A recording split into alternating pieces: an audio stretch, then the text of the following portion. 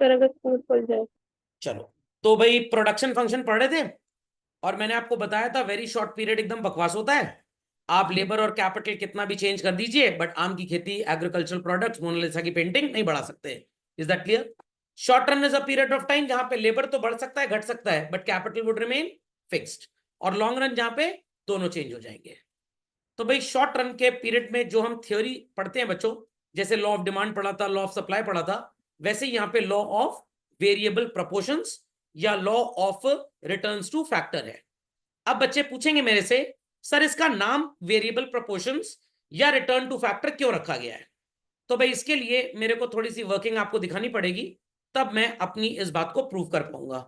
क्या लोग मेरी बात सुनने के लिए तैयार हैं? चलिए, आप लिखेंगे कुछ नहीं, आप बस देखेंगे। सबसे पहले आपको के नजर आ रहा होगा बच्चों, थोड़ा छोटा सा। एल नजर आ रहा होगा। K stands for capital, L stands for labour. Font size थोड़ा बढ़ा देते हैं। चलिए भाई, now the visibility is better children, the visibility is better children. चलिए, yes. Let's continue further children, let's continue further. तो अब मैं इस एग्जांपल से ये साबित करूंगा कि आप यहां पे इसे क्यों बोलते हैं लॉ ऑफ वेरिएबल प्रोपोर्शंस या रिटर्न्स टू फैक्टर। ध्यान दीजिएगा बच्चों, 5 स्टार नहीं खिला रहा हूं। 5 मशीनें थी और एक भी लेबर नहीं था।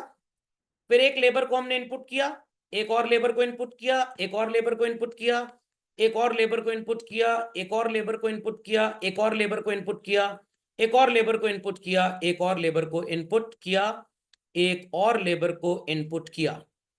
सो चिल्ड्रन, पहले हमारा कैपिटल और लेबर का प्रोपोर्शन क्या है? 5:0।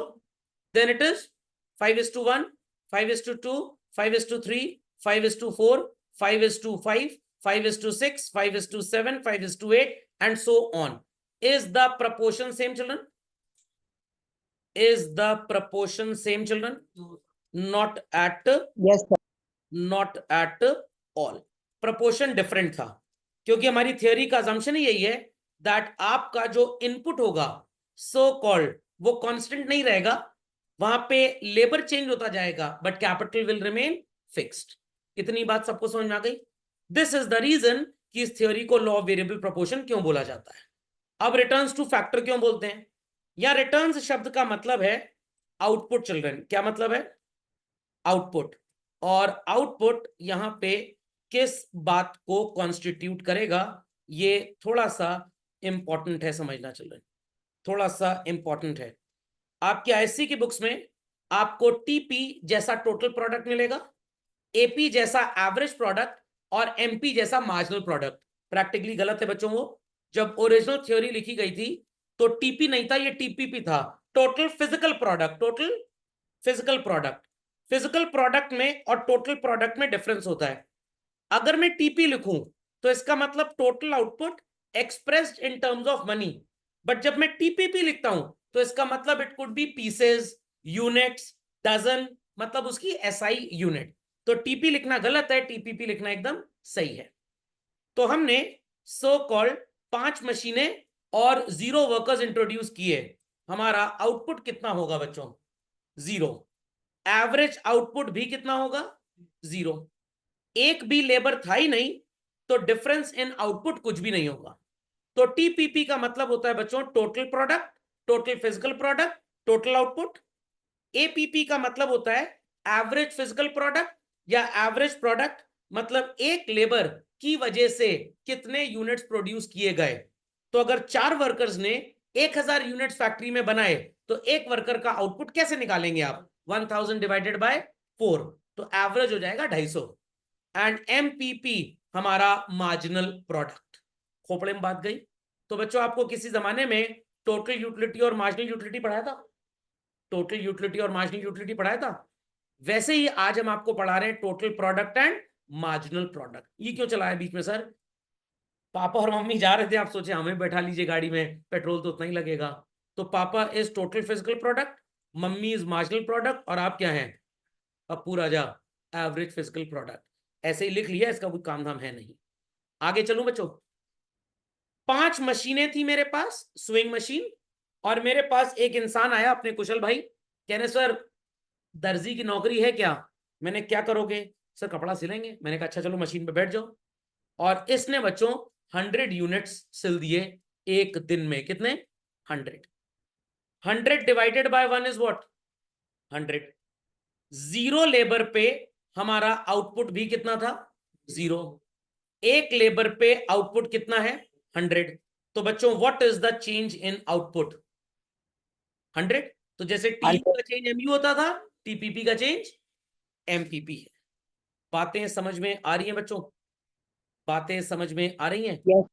चलिए, तो मैं आपके लिए यहाँ पे टीपी, आपके लिए यहाँ पे एपी और आपके लिए यहाँ पे एमपी भी लिख देता हूं।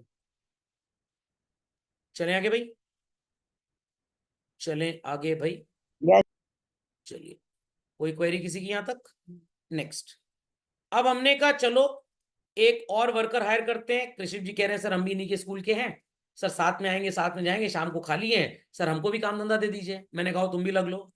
कृषिप जी भी टेलरिंग शॉप पे आ गए। आउटपुट 100 से कितना हो गया? 120। दो लोग का आउटपुट 120 है, sorry sorry sorry children, sorry I made a mistake, 220। तो दो लोग का आउटपुट 220 है, तो एवरेज दोनों ने अलग अलग कितना प्रोड्यूस किया? 110। समझ में आ गया 110 कैसे आया? 220 डिवाइडेड बाय 2। हम एपीपी कैलकुलेट करने के लिए अपने टीपीपी को लेबर की यूनिट से डिवाइड कर देंगे, तो पता लगेगा पर लेबर एफिशिएंसी क्या हो रही है। अभी भी नहीं समझ में आया? समझ में आ गया? अब बच्चों एक लेबर जब आया था तो 100 यूनिट्स का आउटपुट था, और दो लेबर आ गए तो आउटपुट कितना हो गया? 220। तो एक जना अकेले 100 यूनिट्स प्रोड्यूस कर रहा है, दो मिलके 220 प्रोड्यूस कर रहे हैं। सिर्फ दूसरे वाले की वजह से एफिशिएंसी कितनी बढ़ी? 120। सुनाई पड़ रही है बातें? तुषा जी, गीतिका जी, काफकी जी Yes. एंड कृषिप जी, कोई query? Yes. No. No, sir. अब इसके बाद अपने पांड्या भाई हार्दिक पांड्या जी बोले हम भी खाली हैं, अब तो डाइवोर्स हो चुका है हमारा, कोई काम भी नहीं है, 150 रुपए थे, बीवी को एलुमिनियम 75 रुपया दे दिया है, क्योंकि प्रॉपर्टी तो पहले ही माता जी को बेच चुके थे। अब हम भी सर खाली हैं, वर्ल्ड कप में T20 में फाइनल मैच आज हो जाएगा, कल से कैजुअली अनएम्प्लॉयड है, तो सर हमको भी रख लीजिए फैक्ट्री। मैंने कहा आ जाओ। आउटपुट बढ़ के हो गया तीन लोग का 360। तीन वर्कर्स 360 यूनिट बना रहे हैं, एक कितना बनाएगा? 120। दिमाग की बत्ती जलाए मेंटोस खाए बगैर। टू पीपल वर प्रोड्यूसिंग 220 यूनिट्स, three of them are producing 360। तीसरे के आने से कितना आउटपुट बढ़ा? 140। तो हर नया लेबर जब आ रहा है, आउटपुट पहले के मुकाबले ज्यादा हो रहा है बच्चों या कम हो रहा है? ज्यादा हो रहा है। तो कुछ बोलते हैं, क्या बोलते हैं मैं बताऊंगा आपको। कितना समझ में आ गया? और कुछ बच्चे कहेंगे सर ये तो हमारे बुक में एग्जाम्पल है, साल भर साल पढ़ाने का मेरे को एग्जाम्पल याद हो गया पूरा का पूरा। चलते हैं आगे। अब उसके बाद हार्दिक पांड्या जी के मित्र कह रहे हैं सर हमको भी रख लीजिए, तो सर आपका बिजनेस दिन दुगनी रात चौगनी तरक्की करेगा, सर मैं बिजनेस का वंश बढ़ा दूंगा आगे। तो मैंने कहा आ जाओ भैया, कोई समस्या की बात नहीं है। इनको भी हायर कर लिया। आउटपुट कितना हो गया? 520। तो बच्चों चार लोग मिलके 520 यूनिट बना रहे हैं, एक इंसान कितना बनाएगा? 130। तीन लोग का आउटपुट 360, चार का 520, चौथे के आने से आउटपुट कितना बढ़ा? 160। तो सर ये कैलकुलेट क्यों कर रहे हैं, अब बताता हूं आपको। पहला वाला सिर्फ 100 यूनिट बना रहा था, दूसरा वाला 120 एक्स्ट्रा बना रहा है, तीसरे की वजह से 140 आउटपुट बढ़ा, और चौथे की वजह से 160। तो बच्चों किस वर्कर को सबसे ज्यादा इंसेंटिव मिलेगा? चौथे को। इसको बोलते हैं मार्जिनल प्रोडक्टिविटी थ्योरी, ग्रेजुएशन में पढ़ने का मौका मिलेगा। तो जब हम इंडिविजुअल वर्कर का इंसेंटिव डिसाइड करते हैं तो हमको मार्जिनल प्रोडक्ट देखना पड़ता है। इतनी बात समझ में आ गई? अब वासु जी कह रहे हैं सर हम भी सर काम करने के लायक हैं सर, सर हमको भी बुला लीजिए। मैंने कहा आ जाओ भैया। 5 वर्कर्स और 5 मशीनें, परफेक्ट सब्स्टिट्यूटिबिलिटी बोलते हैं इसको, आ चुका है बच्चों। और वासु जी के आने से टोटल आउटपुट हमारी फैक्ट्री में कितना हो गया? 650। 5 लोग मिलके 650 यूनिट्स प्रोड्यूस कर रहे हैं, एक जना कितना प्रोड्यूस करेगा? कैलकुलेट करके बता दीजिए बच्चों। 130। 4 लोग प्रोड्यूस कर रहे थे 520, 5 प्रोड्यूस कर रहे हैं 650, कितना चेंज इन आउटपुट है? 130। इनके मुकाबले अब इनका आउटपुट कम होने लग गया बच्चों, इन वर्कर्स का एफिशिएंसी लेवल डाउन जा रहा है। समझ में आ गई बात? समझ में आ गई बात? अब नमन जी कह रहे हैं सर जहां वासु जी वहां मैं सर, जैसे वो थे ना क्या कहते हैं कृष्ण और सुदामा, वैसे वासु और नमन। तो 6 लोग आ गए और टोटल आउटपुट कितना हो गया बच्चों? 750। पर person output is how much? 125। And output change होके कितना हो गया children? It is only 100 units. समझ में आ गया? अब प्रियांश जी कह रहे हैं सर मेरी तबीयत एकदम ठीक है, मैं गोला नहीं मारूंगा सर, मैं भी फैक्ट्री में काम करूंगा। मैंने कहा भैया तुम भी आ जाओ। ये भाई साहब जब आए तो आउटपुट बढ़ के कितना हो गया? 830। और एवरेज कितना आ गया भाई 830 का? 830 का एवरेज कितना हो गया? कुछ भी नहीं, डिवाइडेड बाय 7 करिए, 119। 750 से 830 कितने यूनिट्स का चेंज है? 80। उज्जवल जी कह रहे हैं सर हमारा भी स्विमिंग क्लास वास खत्म हो चुका है सर, टाइम हमारे पास भी है सर, हम भी आ जाएं क्या? मैंने कहा आ जाओ तुम भी। 8 लोग मिलके कितना प्रोड्यूस कर रहे हैं? 880। तो एक पर्सन का आउटपुट कितना है? 110। 7 लोग मिलके प्रोड्यूस कर रहे थे 830, 8 लोग मिलके प्रोड्यूस कर रहे हैं 880। एक एक्स्ट्रा के आने से प्रोडक्शन कितना बढ़ा? कितना बढ़ा? 50। समझ में आ गया? मैं खाली बैठा था, मैंने सोचा कि मैं क्या करूंगा, नहीं मैं तो मशीन नहीं चलाऊंगा, बट कुछ बच्चे कह रहे हैं नहीं सर हमको भी काम पे रख लीजिए। आउटपुट उतना ही रहा जितना पहले था चिल्ड्रन। क्या 9th वर्कर के आने से आउटपुट में कोई चेंज आया? नो। तो 9th worker was least contributory. हमने सोचा चलो एक को और बुला लें, एक को और बुला लें। आउटपुट बढ़ने की बजाय चिल्ड्रन घट गया। कितना घट गया? कितना घट गया भाई? कितना घट गया? कितना घट गया? 40 यूनिट्स आउटपुट घट गया। तो it went negative.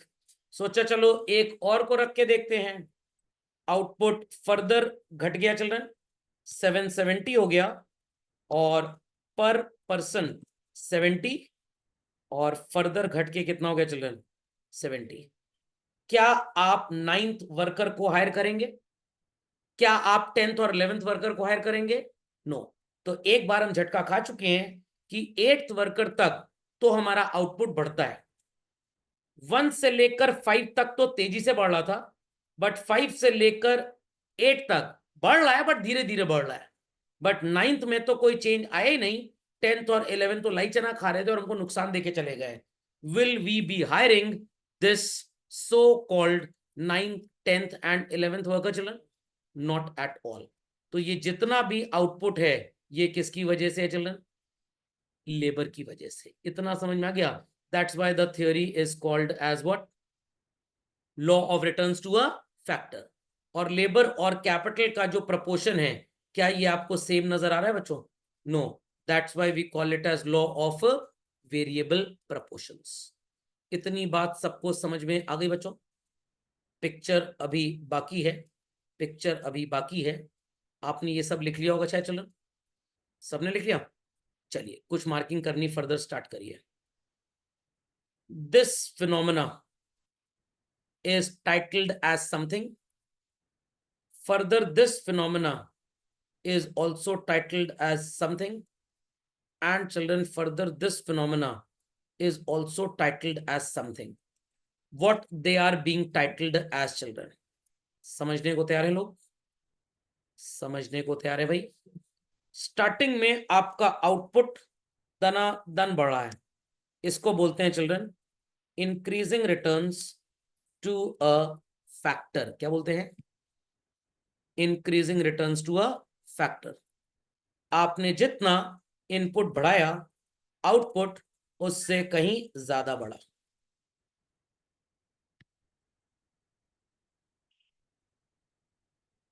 There after children आपके इनपुट के कंपैरिजन में आपका आउटपुट बढ़ नहीं रहा है उस तेजी से, बढ़ रहा है बट उस प्रपोर्शन से नहीं बढ़ रहा है। Are people understanding what I mean to say? Labour तो आप उतना ही बढ़ा रहे हैं बट आउटपुट कम बढ़ रहा है।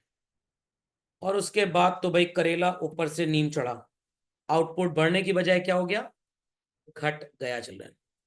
So when your input is increasing by a lesser proportion but output increases by a larger proportion, इसे क्या बोलते हैं? Increasing returns to factor. What do we call this children as? Increasing returns to a factor. ये stage business की भाषा में बोली जाती है stage of super normal profits. क्या बोली जाती है?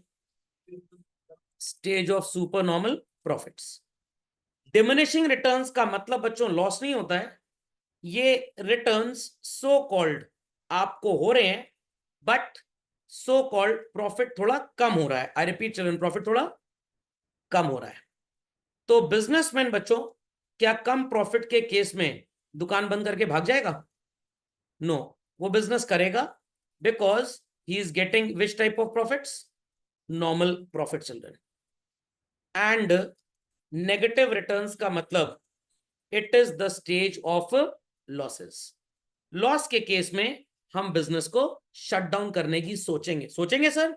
हाँ, थोड़ा और पढ़ाएंगे आपको आगे, तब आपको समझ में आएंगी बातें। तो सबको समझ में आ गया बच्चों? सर में भी लॉन्ग रन इन्वेस्टमेंट हो इसलिए लॉस हो रहा हो अभी। हम शॉर्ट रन की बात कर रहे हैं कृषिव जी, समझ में आ गया? तो increasing returns to a factor का मतलब इकोनॉमिक्स में सिंपल भाषा में सुपर नॉर्मल प्रॉफिट्स होते हैं। तो एप्पल का आईफोन जब लॉन्च होता है तो खूब हाई प्राइस पे बिकता है, कंपनी सुपर नॉर्मल प्रॉफिट कमाती है। अगले फोन की लॉन्चिंग में पुराने मॉडल पे प्राइस स्लैश डाउन कर दिया जाता है बहुत भयंकर तरीके से। कंपनी कह रही है बढ़िया पैसा तो कमा लिया, मलाई खा चुके हैं, चलो अब लस्सी पी लें। Skimming pricing policy. What? Skimming pricing, ऊपर की मलाई खा ली अब छाछ पिएंगे। तो ये नॉर्मल प्रॉफिट है। Is that clear? और उसके बाद अगर लॉस भी हो रहा है, चलो कोई बात नहीं, सस्ते में बेच दो, कम से कम स्टॉक तो खाली होगा, नहीं तो पड़े पड़े और नुकसान हो जाएगा। So what we call it in economics and what we call it in layman language is the composition. Understood by all children? सबको समझ में आ गया? सबको समझ में आ गया?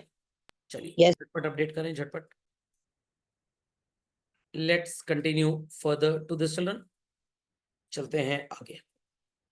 तो यहां पे मैंने आपके लिए कुछ एनालिसिस किया हुआ है बच्चों, बड़ा भयंकर एनालिसिस है, बहुत ज्यादा ध्यान देने वाली बात है यहाँ पे। एक यूनिट लेबर 5 रुपए का, कितने का बच्चों? 5 रुपए का। कितने का? एक यूनिट लेबर 5 रुपए का। Is this much understood by all? और कैपिटल कितने का है हमको इससे कोई खास फर्क नहीं पड़ेगा क्योंकि हम सारा एनालिसिस सिर्फ लेबर के ऊपर कर रहे हैं। तो अगर एक यूनिट कैपिटल 5 रुपए का है बच्चों तो 10 units will cost how much? 50। 50 रुपए खर्च हो रहे हैं और 40 यूनिट बन रही हैं, तो एक यूनिट पे लेबर की कॉस्ट कितनी आ रही है? भाई सिंपल मैथ्स है, 1 रुपए 25 पैसे। आपने लेबर को सो कॉल्ड बढ़ा दिया और कर दिया व्हाट इज कॉल्ड एज 10 से 11। तो 5 रुपए के रेट से टोटल आपने लेबर पे बच्चों कितने पैसे खर्च किए? 55। और आपका आउटपुट बढ़ के कितना हो गया बच्चों? कितना? 48। तो if I divide 55 rupee by 48 units, मेरी पर यूनिट लेबर कॉस्ट बच्चों कितनी आ जाएगी? 1 रुपी 14 पैसे। How much? My cost has gone down or my cost has gone up children? My cost has gone down.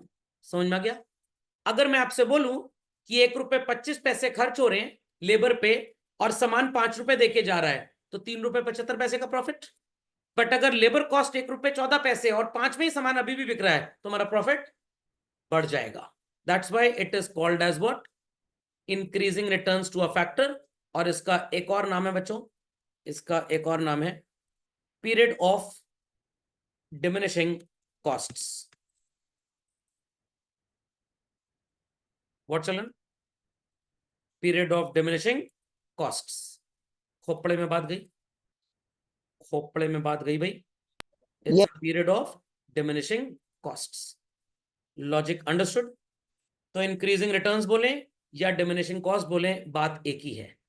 तो जैसे बच्चों आपका डिमांड और सप्लाई चैप्टर लिंक था मार्केट इक्विलिब्रियम के लिए, वैसे ही प्रोडक्शन फंक्शन लिंक है कॉस्ट और रेवेन्यू के लिए। तो अब ये आगे के 5 चैप्टर एक साथ लिंक्ड हैं। Laws of production, concept of cost, concept of revenue, profit determination and producers equilibrium, ये चारों चैप्टर एक साथ लिंक होते हैं। चलूं आगे बच्चों, चलूं आगे। आपने अपने लेबर पे अब खर्च किया 5 रुपए के हिसाब से इन ऑल 55 रुपये। How much children? Sorry I made a mistake, 60 rupees children, क्योंकि एक लेबर यूनिट 5 रुपए की और आपने 12 यूनिट्स लेबर यूज की। 60 रुपये आप खर्च कर रहे हैं और प्रोड्यूस कर रहे हैं what is called as 48 units. जरा 60 को 48 से डिवाइड कर दीजिए बच्चों, स्टिल आपका आंसर क्या आएगा? 1.25। Earlier also your cost was 1.25 and now also it is 1.25. Is it going down children? Is it going down? Is it going down? No. No, sir. इसे बोलते हैं पीरियड ऑफ कांस्टेंट कॉस्ट। क्या बोलते हैं? Constant cost. पहले भी cost 1.25 रुपए थी, 5 रुपए में प्रोडक्ट बिक रहा है, 3 रुपए 75 पैसे का प्रॉफिट। अभी भी कॉस्ट 1.25 रुपए है, 5 रुपए में प्रोडक्ट बिकेगा, your returns remain same. Sir ये आपने वहां पे भी दिखाया नहीं था डायग्राम में। कांस्टेंट रिटर्न्स प्रैक्टिकल वर्ल्ड में एग्जिस्ट नहीं करते, या तो बिजनेस बढ़ेगा या तो घटेगा, कांस्टेंट कैसे रहेगा भाई? Is that clear? Is that clear? चलिए अगेन चिल्ड्रन, अगेन आप अपने लेबर पे 5 रुपए खर्च कर रहे हैं, 13 यूनिट्स लेबर यूज हो रही है। In total how much money is being spent children? In total, how much money is being spent, children? 65 रुपये। 65 रुपए आप खर्च कर रहे हैं और 48 यूनिट्स आप बना रहे हैं। Dividing 65 by 48 is 1.35। आपकी कॉस्ट बढ़ रही है बच्चों या घट रही है? कॉस्ट बढ़ रही है। इसको बोलते हैं पीरियड ऑफ इंक्रीजिंग कॉस्ट्स। क्या बोलते हैं children? Period of increasing costs. तो जब आपके रिटर्न्स इंक्रीज करेंगे तो आपकी कॉस्ट डिमिनिश करेगी। जब आपके रिटर्न्स कांस्टेंट होंगे तो आपकी कॉस्ट भी कांस्टेंट होगी। जब आपके रिटर्न्स डिमिनिश करेंगे तो आपकी कॉस्ट इंक्रीज करेगी। समझ में आ गया? रिटर्न्स हमेशा कॉस्ट से उल्टा चलते हैं। कॉस्ट जितनी ज्यादा रिटर्न उतना कम, कॉस्ट जितनी कम रिटर्न उतना ज्यादा। Any doubts? Many doubts children? समझ में आ गया? पक्का? Clearly understood? चलिए धमाकेबाजी। हर बार आपका आउटपुट 40 से 48 48 48 बढ़ रहा था बच्चों। Now what happens? 38 हो गया। This is called as the period of loss. क्या बोलेंगे children? Loss. The period of losses basically. Understood this? तो शॉर्ट रन और लॉन्ग रन में बस यही एक डिफरेंस है बच्चों। यहां पे हमेशा लेबर ही चेंज हो रहा था, capital was fixed basically. Long run में ये दोनों चेंज होगा। समझ में आ गया? लॉन्ग रन में लॉस नहीं होता, क्योंकि जो भी फैक्टर हमको लॉस देगा हम उसको हटा देंगे, because we have ample time to adjust. यहां पे हमारे पास टाइम टू एडजस्ट नहीं होता, that's why we have to deliberately face losses. समझ गए? समझ गए? तो किसी ने दीपावली के फेस्टिवल में क्रैकर्स की शॉप लगाई। अब उस समय अगर क्रैकर्स नहीं बिक पाए तो वो स्टॉक उसको लॉस देके जाएगा, बट अगले साल तक वो स्टॉक भी बिक जाएगा तो उसका लॉस न्यूट्रलाइज हो जाएगा। तो शॉर्ट रन में लॉसेस होते हैं, लॉन्ग रन में we have ways techniques to avoid losses. समझ गए सब लोग? चलिए झटपट कंप्लीट कर ले बच्चों, झटपट कंप्लीट। कोई क्वेरी है तो प्लीज आस्क। चलिए बच्चों let's continue further to this. So long run तो अभी बाद में पढ़ेंगे, तो परेशान मत होइए इसके लिए जरा भी आप बच्चों। सबको ये शेड्यूल नजर आ रहा है बच्चों? somewhat the exact same schedule that I have certainly drawn just now? वही नहीं है? एग्जैक्टली वही है। तो ये जो पहला स्टेज था लगभग 160 तक चिल्ड्रन, ये इंक्रीजिंग रिटर्न्स है। ये जो दूसरा स्टेज है दिस इज डिमिनिशिंग रिटर्न्स, और ये जो है वो नेगेटिव। कांस्टेंट आपको यहाँ पे नजर नहीं आएगा। कैपिटल की वैल्यू यहाँ पे नहीं लिखी है, तो आप अगर लिखना चाहें तो यहाँ के लिखकर हर बार 55555 लिख दीजिएगा। समझ में आ गया? इसको ड्रॉ कर लीजिए बच्चों, क्योंकि हम अगले लेक्चर में यहीं से स्टार्ट करेंगे। ठीक है।